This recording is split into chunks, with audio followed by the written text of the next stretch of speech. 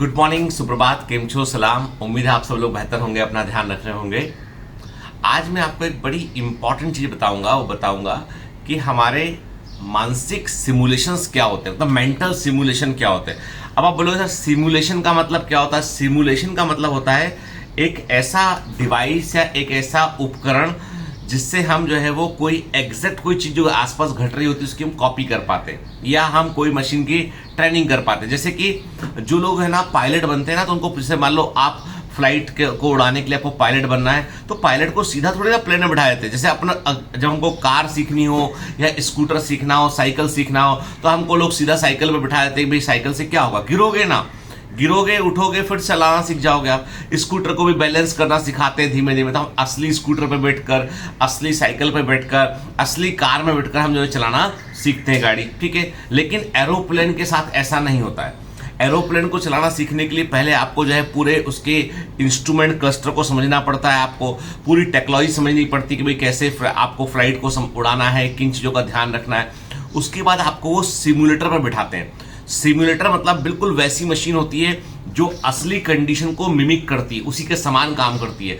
कि आपको बोलेंगे कि दुबई में आपको जो है वो प्लेन को, दुबई का ये जो है वो बाकायदा आपका मतलब जो इससे बोलते हैं ना अपना, कि जहाँ पर आपको प्लेन को जो है वो आपको जो है वो लैंड कराना है, आपको दुबई का एयरपोर्ट ऐसा उन्होंने बताया भाई कि दिखाते हैं आपको, तो बाकायदा तस्वीर दिखाई पड़ेगी सामने स्क्रीन, जो खिड़की से बाहर आप देखते हो एक्चुअल प्लेन उड़ाते में वैसा आपको दिखाई पड़ेगा। आसपास बादल दिखाई पड़ेंगे, नीचे आप एल्टीमीटर पे देखोगे तो ऊंचाई दिखाई पड़ेगी, फिर आपको लैंड करने को बोलेंगे वो, तो एग्जैक्टली आप वैसे ही लैंड करते हो जैसे लैंड आपको असली में करना है, ठीक है। सब कुछ वैसा का वैसा होता है, सिर्फ फर्क इतना सा होता है कि आप एक मशीन में बैठे होते हो जो आपको इस बात को रियलाइज कराती है कि आप असली प्लेन उड़ा रहे हो और असली में आप उसको लैंड कर रहे हो। कोई भी गलती करोगे तो बाकायदा जो है वैसे ही रिस्पॉन्स आएगा जैसे असली में आता है, ठीक है। और उसके आधार पर फिर आपका स्कोर तय होता है कि आपने क्या गलती किया। तो यदि मान लो आप असली प्लेन उड़ा रहे होते तो आप तो क्रैश कर देते उस प्लेन को, तो असली की बजाय वो आपको सिमुलेटर बिठाते हैं। जो लोग जो है वो फाइटर पायलट होते हैं वो भी बहुत दिनों तक सिमुलेटर पे काम करते हैं, फिर उनको जो है वो असली प्लेन उड़ाने का मौका मिलता है उनको, ठीक है। आपको तो मैंने भी सिमुलेटर पर जो है वो प्लेन उड़ाना सीखा हुआ है, पर मैंने जो है वो कई सिमुलेशन के सेशन किए हुए पहले, लेकिन मैं मतलब I am not a official pilot, लेकिन मुझे बहुत सारे बेसिक्स पता है उसके। खैर, अब आपको एक बात बताता हूँ मैं मजे की, कि जैसे हमारा सिमुलेटर होता है जो आपके एग्जैक्ट मशीन को सीधा रेप्लिकेट करता है और वैसा ही इन्वायरमेंट प्रोवाइड करता है कि आपको लगेगा सब कुछ असली है।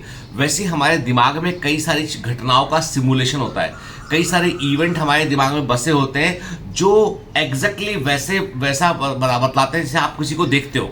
जैसे आप किसी को देखते हो एक बार, आप एक बार मिलने के बाद सबसे पहले आप अपना ओपिनियन तय करते हो कि आदमी अच्छा है कि बुरा है, ठीक है। व्यक्ति की का देखने का तरीका कैसा है, उसका पहनावा कैसा था, और वो व्यक्ति जो है उससे बात करके मतलब उससे आगे बात करना चाहिए नहीं करना चाहिए, बहुत सारी चीज़ों को आप आंक लेते हो आप, ठीक है।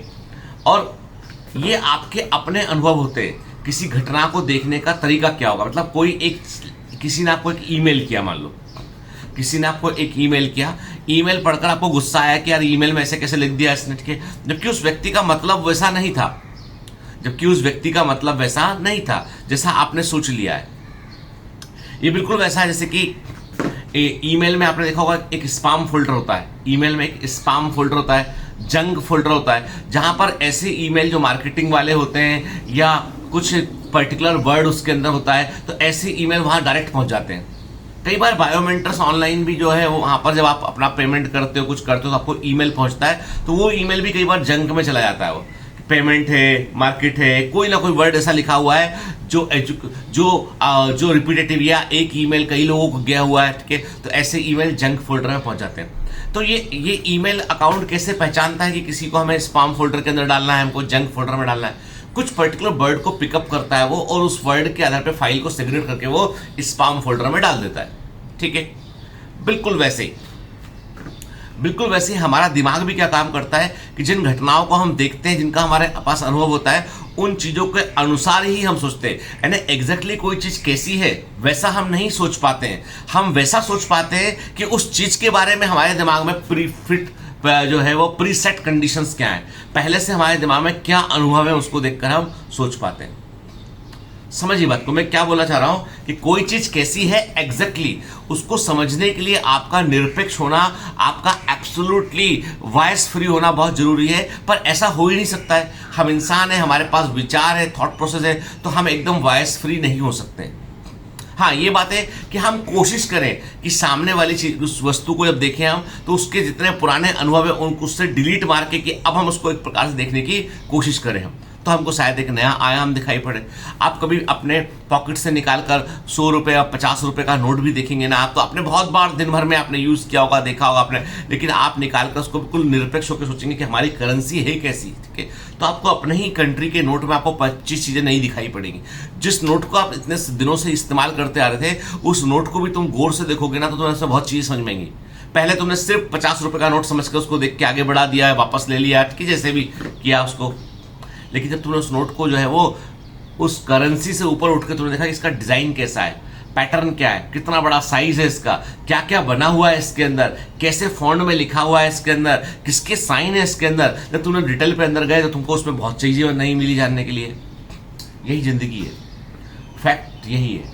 हम लोगों को जज करते हैं, हम पहले से प्रीफॉर्म्ड इंफॉर्मेशन के आधार पर लोगों को जज करते हैं और कई बार हम गलत होते हैं। मैं आपको आज ये बात अचानक क्यों बतला रहा हूँ कि अभी हाल ही में मैं ना ये अपनी गणेश जी का उत्सव चल रहा, तो मैं किसी एक व्यक्ति से मिला जो मेरे एक परिचित हैं, उनके भी परिचित हैं। तो वो व्यक्ति बताने लगे साहब कि हमारे जो परिचित, हम बताए कि ये जो आदमी है ये मेरे रिलेटिव है।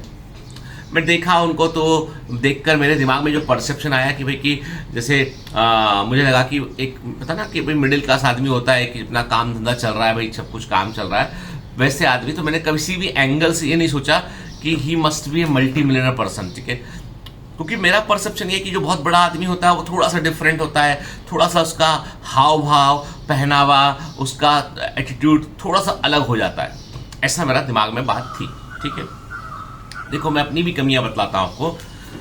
जब मैं उनसे मिला मैंने अच्छे से बात किया उनसे, लेकिन मेरे दिमाग में ये था कि उनकी मतलब मैंने कभी उनसे कुछ ज्ञान प्राप्त करने की कोशिश नहीं। उन्होंने जो बोला मैंने अच्छे से बात किया, जवाब दिया अच्छे से, कि नॉर्मल बात की मैंने, पर मैंने ना उनके बिजनेस के बारे में जानने की कोशिश की। को मुझे देख के लगा ऐसा कि इनको क्या पता होगा यार, क्या करते होंगे, ठीक है, छोड़ो अलग रहा, मतलब अपने दिमाग ही नहीं लगाया, कुल मिला के दिमाग ही नहीं लगाया। जब वो चले गए तो मेरे परिचित से मैंने पूछा कि कौन थे ये, तो उसने बताया कि साहब ये तो जो है वो काफ़ी बड़ा काम है इनका तकरीबन 100 करोड़ के आसपास का इनका टर्नओवर है, और साल का 15-20 करोड़ रुपए कमाते होंगे ये। और इनके कई सारी जो है वो उन्होंने जो है इनकी कुछ फार्मा कंपनी वगैरह भी है इनकी, और अभी काफ़ी ग्रोइंग काम है इनका। तो अभी इनको हाल ही में दुबई का भी कुछ टेंडर मिला हुआ है, ठीक है। मैंने कहा मैंने कहा पार्टनर है कि कुछ काम करते हैं उसमें? नहीं मालिक है वो। तब दिमाग का दरवाजा खुला, करे वो आदमी तो फार्मा इंडस्ट्री के अंदर प्रेजेंट था, ऑलरेडी काम कर रहा था, वो हेल्थ केयर से भी जुड़ा हुआ था। आप बहुत कुछ मतलब मेरे से बहुत कुछ सीख सकता था, मैं कुछ बातें करता, पता करता क्या मॉलिक्यूल मार रहे हो, क्या काम चल रहा है। तो मैंने एक अपॉर्चुनिटी को मिस कर दिया। मैंने केवल उसकी वेशभूषा को देखकर, हाव भाव को देखकर मुझे लगा कि ये आदमी उतना बड़ा नहीं हो सकता है। क्यों ऐसा चांस मेरा मिस हुआ? क्योंकि मैंने एक दिमाग में प्रीसेट कंडीशन मेरे दिमाग में है कि मुंबई में यदि कोई 100 करोड़ का आदमी मिलेगा आपको तो वो कैसे कैसे बात करेगा, किस तरह का हो। ये प्रीसेट कंडीशन थी, वो प्रीसेट कंडीशन पे फिट नहीं बैठे वो, तो मैंने अपनी अपॉर्चुनिटी को खो दिया। मैंने जिंदगी में इस बात का भी बड़ा ध्यान रखना, ये तो मैं आपको अपना लेसन बता रहा, लाइफ में इस बात का बहुत ध्यान रखना कि there are certain preset condition, उनसे बचना होता है। ठीक है कि हम हर चीज को एक ही सांचे में डालकर नहीं देख सकते। आप वैसे देखिए निरपेक्ष होके, एवरीबडी इज हैविंग समथिंग जो आप में मिसिंग है। हर आदमी में कुछ ना कुछ ऐसा जो आप में मिसिंग है, और वही सीखना है हमें। Life is all about learning, कितना सीखते हो वही जिंदगी है बेटा। ठीक है, टीचर्स डे पे कल आप लोगों ने हम लोगों को बहुत सारा विश किया, रात तक आता रहा विश के। थैंक यू वेरी मच कि आपका इतना प्यार मुझे मिला, और ये जो प्यार मिलता है ना, इससे जिम्मेदारियां बढ़ जाती हैं बहुत सारी। ठीक है, मतलब मेरे ऊपर एक आप मनोवैज्ञानिक दबाव डाल देते कि सर आपको और करना है, अच्छे से कर रहा हो। ठीक है, तो प्यार जो है ना वो भी बगैर कंडीशन के नहीं आता, उसमें भी बहुत सारी कंडीशन लगी होती है, क्योंकि यदि आप हमारे रोल मॉडल है तो आपको फिर रोल मॉडल के समान ही व्यवहार करना है। ठीक है, चलिए, have a great day, all the best, bye bye.